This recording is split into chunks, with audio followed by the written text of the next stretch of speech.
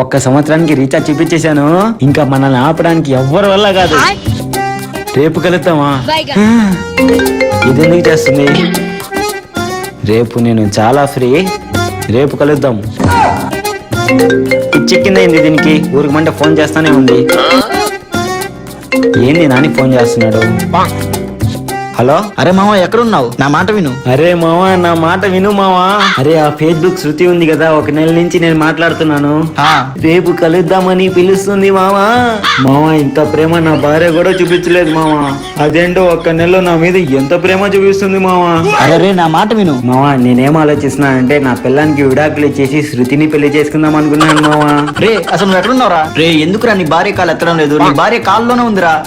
నువ్వు ఇంటికి రా, నేను చంపేసి ఊరేసేస్తా.